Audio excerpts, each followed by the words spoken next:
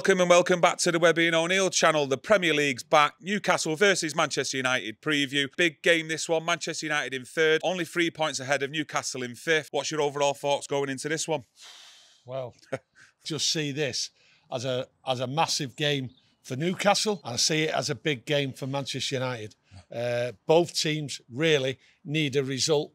I think we need a result to stay in that top four, because the pressure's coming on this month. We've got 10 games, a couple of Europa League, we're at a semi-final. So this is massive. I look at Newcastle and I see them still smarting from the Carabao Cup. I think, honest to God, they're just angry as anything.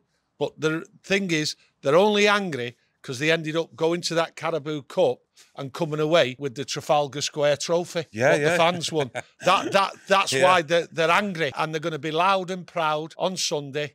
And they'll show that trophy off again. Trafalgar Square trophy, all the pictures. So just be aware when you're there, they are parading the first trophy. So it's a massive game for Newcastle, but a big game for United. Casemiro, he's still serving as a suspension. Got another 3 games, including this. Yeah. Still to go. So in the middle there, it's a bit early on in the week. Away with Austria, he took a bit of a knock. I'm not sure if he's going to be available or not for this one. Not had any updates from Erik in his press conference. If you do hear anything, get it in the comments below. Is it Fred and McTominay? Are they your best bet to stay in that midfield? I think that midfield, that's how it's going to go. I actually think with the absence of Eriksen and Casemiro, it's a good squad. They all know what to do. And I think McTominay, especially like with Ten Hag turning around and saying he's a midfield player, I think he's there with Fred, and that's the way it's going to be. I see this team actually going there, holding Newcastle, putting the crowd to bed, and then just sneaking possibly a 3-1 win. And like you said there, and allude to the actual crowd, for me it's important in that first 10-15 minutes just to get that crowd and keep them flat. That's the job. I don't want any of the players in there trying to do any like Hollywood passes. Newcastle, they like to go at it, but when they play away from home, they like to slow the game down and all that. Them tactics, they can't use that. And I just see United as a strong back four. I think they will stop Newcastle. You've seen it in the cup game when we beat them 2-0. I believe United will just hold them, shut the crowd up, and then take the game away from them, just like they did at Wembley. But I do believe that Rashford coming into this game, I think he has to sit on the shoulder of him and then just try and get the ball over the top. So for him to get onto it, I think that's how United's tactics will be.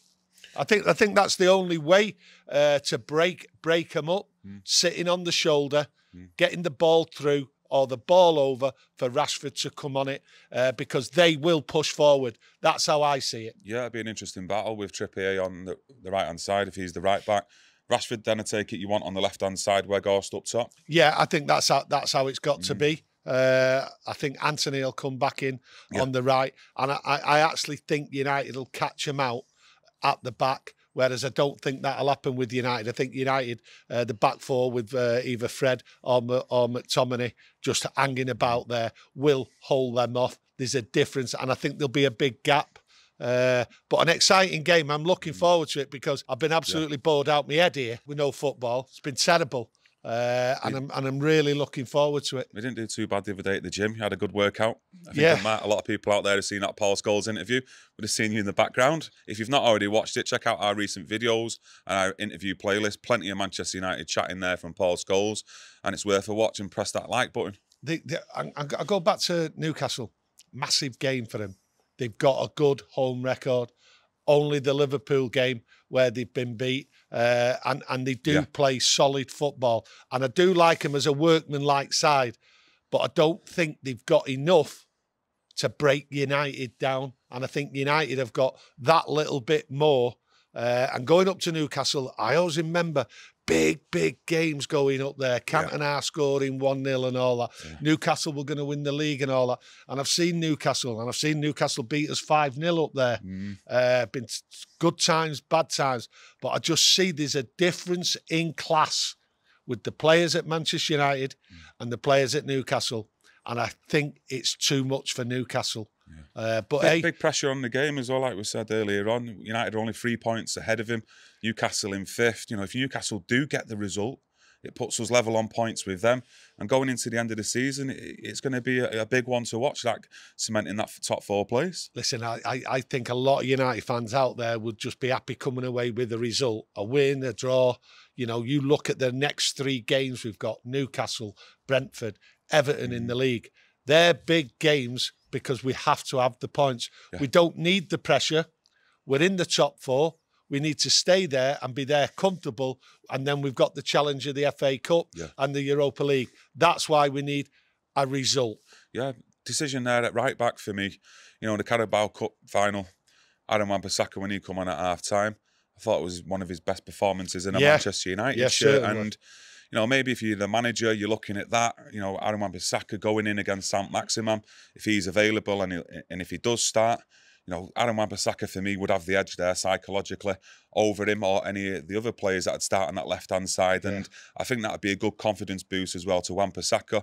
And recently when he has come into the team, for me, he's performed really well. So I'd have no worries about him starting. And for me, on this one, I'd prefer Wan-Bissaka to start. But, you know, at the end of the day, it's all up to Erik Ten Hag and what he sees and what he thinks best. When you look at that Wan-Bissaka performance against Maximin and anything else what was thrown at him at Wembley, to me, it was one of the best performances I've seen from a player for a long time, because the threat was nullified and he actually forced Maximin off the pitch, and he done absolutely brilliant.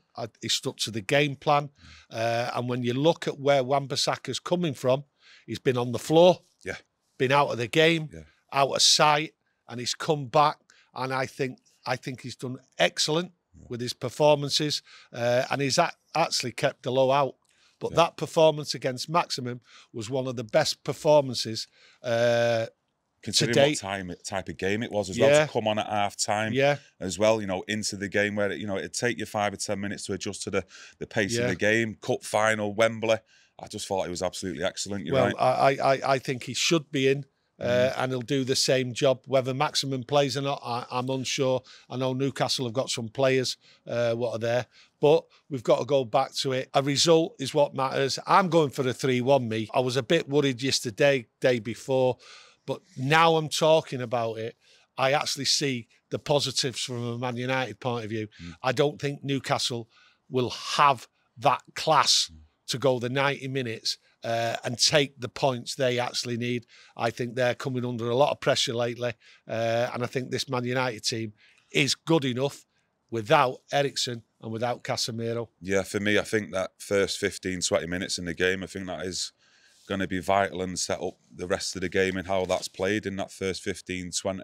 Like I said earlier on, I don't really want to see any Hollywood passes, taking too many risks early on. I want that crowd nullified by Manchester United. So some simple passing, 15, 20-yard balls at the maximum, and just find each other, you know, just keep the ball between each other, keep possession. And then later on in the game, create the chances. Do you know what I mean? Because if Newcastle do come at us and they grab that goal, for me, in the first 15, 20 minutes, that crowd's going to be up and it's going to be some atmosphere in there, and then it's going to be up to Manchester United, and a difficult task to then get back into it and go and win the game. For me, it will be. I've no worries. When you look at, I mean, we obviously had that terrible result, which we won't mention, where the defence and everyone collapsed. I don't see that happening again. No. I think the coaching staff will drill it into him. Work. Get the ball, pass the ball, keep it together and keep going at them. So I can't see United getting beat, to be perfectly honest. Yeah. So I'm going 3-1. Yeah, I'm going to go 2-0. 2-0, I'd be over the moon with 2-0. Fine. A win's a win. Yeah, of course it is. Other United news, bit of news. Luke Shaw, apparently he's been offered a new contract. Yeah. Yet to sign it as of now, as we're doing this video. Yeah. But it looks positive. Yeah, it looks positive. He'll be at the club for another 4 years. Ten Hag wants him. Just like Ten Hag has said, he wants De Gea and he wants Rashford. But the good thing about listening to Ten Hag, he actually turned around and said, in his own way, the way he speaks and the way he puts it, it's nothing to do with him, these contracts, because he actually didn't even know that the agreement between Shaw and the club had been agreed. he went, "That's not my department," which is a good thing. I think what it was as well, the bloke who asked the question, he was putting it as though Luke Shaw had already penned the deal. And I think Ten Hag was basically saying to him, like, yeah, slow down here, son.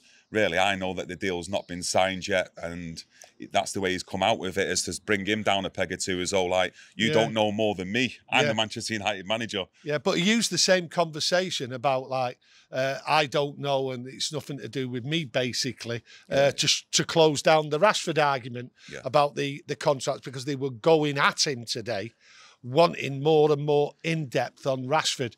But Ten Hag, as we've seen in his press conferences, to me, is an absolutely blinder. But one thing I did pick up in his press conference, by the way, was a story what'll run and run and run. Very like Fergie.